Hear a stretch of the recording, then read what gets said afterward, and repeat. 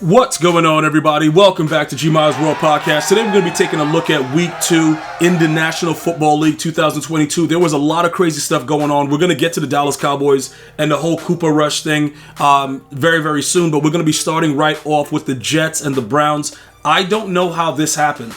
All right, now some people are saying that Nick Chubb should have laid down and not scored. I don't think that was the issue. The issue was, pretty much defensively, the Jets and Joe Flacco just knew what to do. Like, I'm like, how does Joe Flacco have 4 touchdowns and 307 yards? Like, what is going on? But, Salah, what is his name? Salah, whatever the head coach name is of the Jets, bro. Look, the dude was talking about he was taking names and, he's writing everything down. You guys are trying to hate on the Jets. And I'm saying to myself, the Jets suck, though. What is he talking about? And then he comes out and beats this. Dude, I don't know how they won. I'm not even going to go ahead and acknowledge this. This was a completely ridiculous thing. I don't want to go into it. You Jet fans, go ahead and have a great day. I really don't believe that this should have happened, but I got to go ahead and say, look, man, I'm going to go ahead and eat the crow for today. You guys are Super Bowl champions, I guess. I don't know how this happened, bro. Like, what is going on? Dude, an onside kick, like, everything about this game was so ridiculous. I don't even know what to say about it. All right? Chubb had a really big day. Wilson for the Jets had a really big day, 102 yards, 2 touchdowns. And like I said, Flacco played like he played when they won the Super Bowl when he was with the Ravens. I have no explanation for it. Very, very disappointed in the Browns. Brissett, Jacoby, like that dude sucks. He threw a straight Stevie. Whatever. It doesn't. Okay, the Jets won. I'm not gonna indulge them because I already know it's gonna be a lot of comments with the Jets. Jets. I already know that's coming, and I gotta deal with that as a man. So just go ahead and give it to me all the way you want, dude. Like it's over.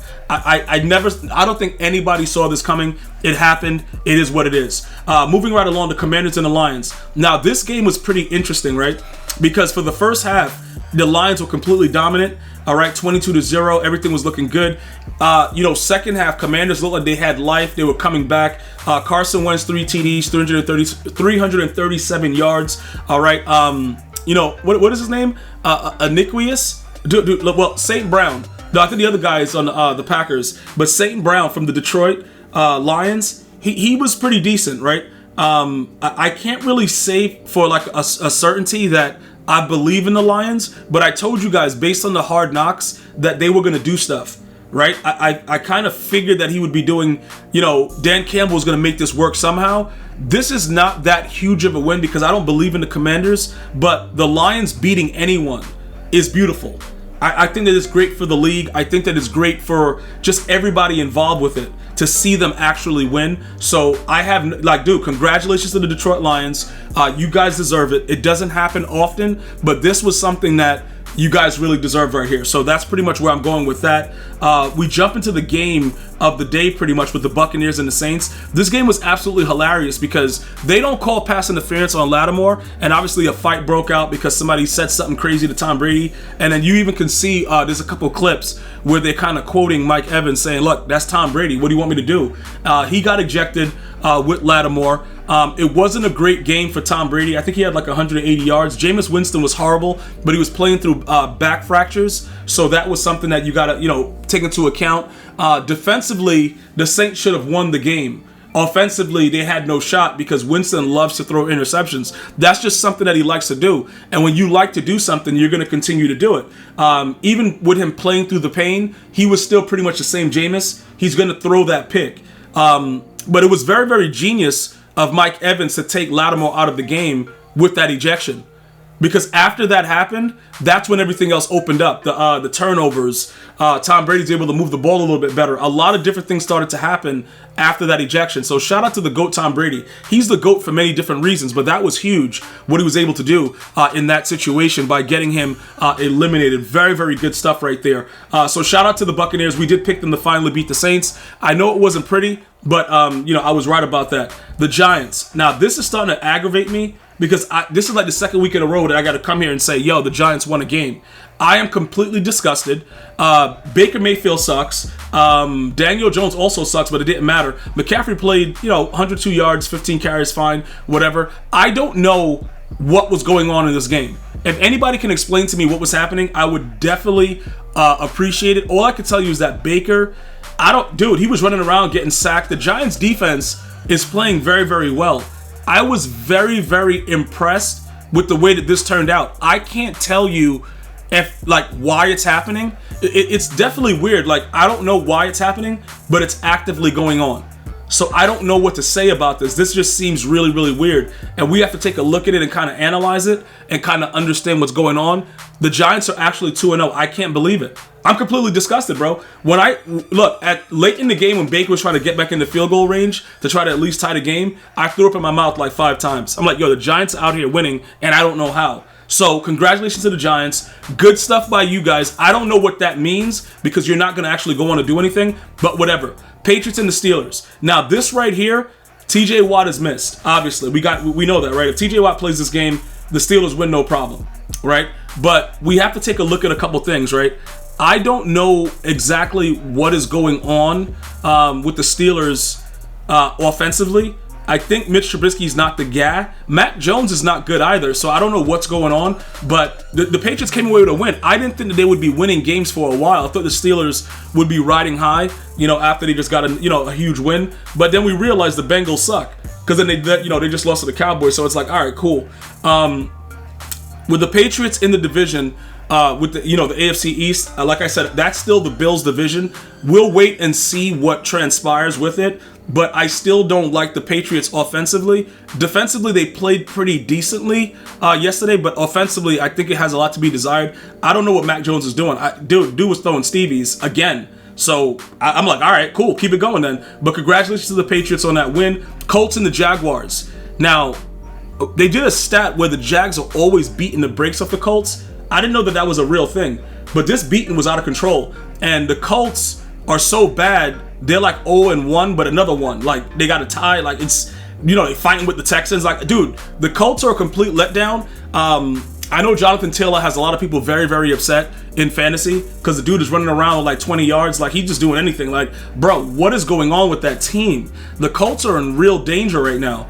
I want to say that maybe it has something to do with Matty Dry Ice. You know what I'm saying, bro? Like I told you guys, when Matty Ice went over there, dude, I'm like, yo, that dude sucks. And y'all was like, yo, Matt Ryan, nah, that dude is garbage, bro. He don't got a Julio Jones to throw the ball up in the air to, bro. That's what the problem is. You guys got to understand. He got away in Atlanta, but nobody wants to talk about it, but it's fine. We don't need to get into that. Trevor Lawrence had a great game, 25 of 30, 235 yards, 2 touchdowns, so we'll leave it at that. Congratulations to the Jags. We obviously know you guys aren't going to be doing anything throughout the year, so kudos to you guys for getting that done. That is a beautiful thing. We're going to go ahead and move right on to the Dolphins and the Ravens. This was a very, very exciting game, okay? Down 21, bro, going into the fourth. You come back. Tyreek Hill is a real man. And look, this does not take away anything from Lamar Jackson. Tua is not going to continue to do this. 469 yards, 6 touchdowns. The main reason is because Tyreek Hill is such a demon on the field. You have to put different resources, and they were just playing Madden. Honestly, the coaches, I think Tyreek Hill said that in the post conference. The coach was just playing Madden. The plays that were getting picked and just random stuff going on. Nobody knew what was happening, and they just balled out. But Tyreek Hill is serious business, bro. Listen, the one thing you can never really take for granted is speed. He is super fast on the field with pads on. So, dude, the Ravens defense looked horrific. And they had such a big lead and blew it. I was very, very disappointed in their defense. Lamar Jackson did all he could. I don't want to hear anything about, oh, yeah, Lamar can't close it out. No, it ain't about that. No, sir. No, sir. Defensively, you got to make a play. You need to make a play, bruh. And they just didn't. The Dolphins looked unbelievable in that comeback, but it's no way that Tua keeps that up. Like, I refuse to believe that. We go over to the Falcons and the Rams. Jalen Ramsey with the late interception, 31-27. His celebration was a little wild, though. I am him. Bro, he threw the ball right to you.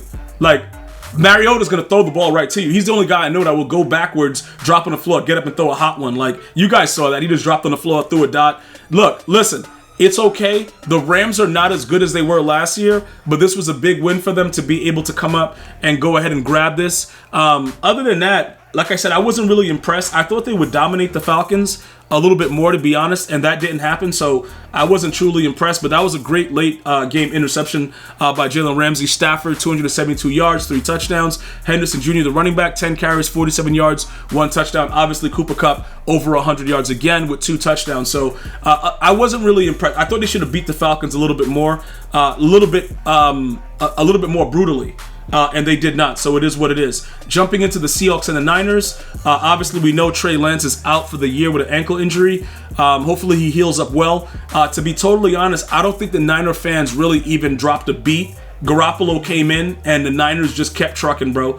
And Geno Smith was terrible. Like I said, his first week, when we thought he was Joe Montana, that didn't last too long. And that's pretty much where we were with it. It was a pretty disgusting showing from him. And that's ultimately what happened. The game was pretty much nip-tuck, but Jimmy Garoppolo made throws that were necessary. And like I said, at the end of the day, it was all about Trey Lance. Had the air cast being carted off the field. Very, very sad, man. I tweeted it out, had it on Facebook. If you're not following me on Facebook and Twitter and Instagram, it's all at GMilesWorld. Check it out. But I'm telling you right now, guys, it was a very sad scene. To be honest, Trey Lance did not look good, but that's not, we would have still been able to see if he would have progressed. Because I think that they really believed in him, so maybe we would have saw something later down the line. But he did really look bad for the time we did see him. Garoppolo was a sure bet because he's taken him pretty far, so that might work out for them in the long run. But hopefully, Trey Lance heals up very, very soon. Bengals and the Cowboys, bro. Listen, I'm gonna tell you this right now. Cooper Rush, bro, dude. The game started off where I just said, look, just leave him in the game. Never bring Dak Prescott back. There was a lot of rumors that they might just say, look, Dak, when you heal up, bro, we gonna pay you, then release you. Like, dude, Cooper, they look like they rally around Cooper more than they do Dak Prescott. That's my opinion. All right, he looks like a better, he just looks like a better quarterback, bro. And it's not like he wasn't doing things like crazy over the top. He just did things when it was necessary to be done. That's all I'm saying. It's like the Cowboys have a lot of talent, but they're just missing certain things. And if you put those things together, Cowboys talent-wise can beat any team in the National Football League. They can literally beat any team. Like, it's so unbelievable the amount of talent they have and what they do out there. And the Bengals look like garbage for the most part. Joe Mixon with 57 yards on 19 carries. Like, dude, go home and go sit down. Cooper Rush had 235 yards with 1 touchdown. But look, dude, I'm going to tell you straight up, like, real talk, bro. I think Cooper Rush should stay. He should stay as the starting quarterback. And they should see what's going on. Dak Prescott is not going to take this team anywhere. It's just going to be more disappointment after disappointment. He got his money. That's going to be the last contract he gets. So hopefully, well, I got to say hopefully, he's already made the right decisions with investing and everything. But I've seen enough of him, me personally.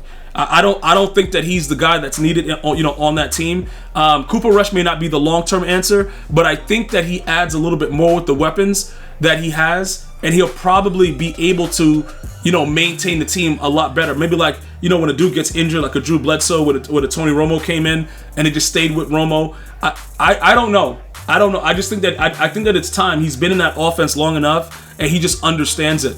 And that's my opinion about it. The Texans and the Broncos, I'm not really sold on Russell Wilson anymore. I think Russell Wilson is just like, dude, like I don't know what's going on. You know what I'm saying? But like you can't beat on the Texans. You can't score dude. I'm really the Broncos right now. I think they might be having buyer's remorse with this guy because he doesn't really make the plays that the old Russell Wilson that was making with the Seahawks. And he has decent receivers right now. Granted, one of his top receivers were injured, but this is really bad. Like you can't just beat the Texans by 7, bro. Like you got to put foots in these dudes. You don't cover the spread. You're running around. You trash. Like, dude, Broncos. You won, but I'm not worried about the Broncos unless they step it up very, very huge, very, very soon. I'm not worried about them. The Cardinals and the Raiders. This game never ended, bro. Listen, I was watching this on NFL Network. With the Redzone, and then I had to go to the regular, what was that, CBS to watch it, to finish it. Like, it was going on forever. But I'm going to tell you this right now. Kyler Murray made some plays where it's like, yo, he's in the video game. He's Michael Vick in 2004. Like, bro, the dude is running around like Mighty Mouse, and doing whatever he wanted. Very, very disappointed in the Raiders. Very, very disappointed in Davante Adams. I told you guys about Derek Carr. You guys didn't want to listen to me. I said he was the biggest problem. No matter what you put around him, he's not that guy. You remember when what was the dude's name that they just fired? The previous head coach, Chucky. You know, they called him Chucky. They got rid of him. He never believed in Derek Carr, ever. He just did not believe in Derek Carr, and it's a reason behind that. You know what I'm saying? Like it's not. I don't know what it is about Derek. I don't know, bro. But that guy, dude, he just, after, like I said, he got injured that time when he was playing pretty well, and then they went into the playoffs and he got hurt, and he was having like an MVP season. Ever since then, he hasn't been the same. And like I said, I don't really know what's going to happen with him, but he's a major problem on that offense. So we'll figure out how that goes. But I know Davante Adams, after seeing what the Packers were doing, he pretty much misses Aaron Rodgers. Now we jump into the final game, and the Packers, Aaron Rodgers was correct. They owned the Bears. They owned the Bears, bro. Lazard's late touchdown extended the lead. That was it. Aaron Jones, he was unbelievable. 15 carries, 132 yards, 1 touchdown. I think he had more than 150 scrimmage yards. It was wild. It was a really, really wild stuff. Sammy Watkins played very well. Aaron Rodgers looked a lot better than he did week 1. And the team looks like they can actually work it up and get some stuff done. So at this point right now, I don't really know, how Davante Adams is feeling. Because like I said, Derek Carr has a huge arm, but Aaron Rodgers is accurate with also a huge arm. So it works out a little bit better. I just feel bad. Well, actually, I don't. I haven't invested in it. I can't say I feel bad for Davante Adams. He's a great receiver. He just doesn't have the right quarterback. And eventually they're going to have to make a move. Because like I said, he's just not the guy. And, what do you want people to do? You know what I'm saying? Like, dudes are wide open and the dude's throwing lollipops all over the field. Like, bro, what are you doing? And then you have such a huge lead and then you blow it. You go to OT and then you blow dude, it was just way too much. All right. Granted, a dude fumbled the ball. All right. And they ran it back for 6 at the end of the game. But a lot of that game was really, really bad throws from Derek Carr. And look, I'm done overall. But the Packers look very, very good. At the end of the day, we got to wait to see how it all works out. Justin Fields not looking too good out there, but still a young QB. We got to see how that works out. But, overall, I got to tell you guys, man, it was a very, very good sight to see that Aaron Rodgers still has it in him. And afterwards, at the end of the game, they asked him, do you still own the Bears? And he, laughed about it, said, yeah, whatever. It's a lot of, memes up. But honestly, the guy was right. He definitely owns the Bears. That's pretty much the recap. I'm going to get back to you guys as soon as we get Monday Night Football under wraps. Other than that, I want to thank you guys for joining me for another recap. We really appreciate it here at G Myers World. Definitely follow me on social media, Instagram, Facebook, Twitch, Twitter, all at G Myers World. I'm going to see you guys and girls next time. You enjoy your day. One love, y'all.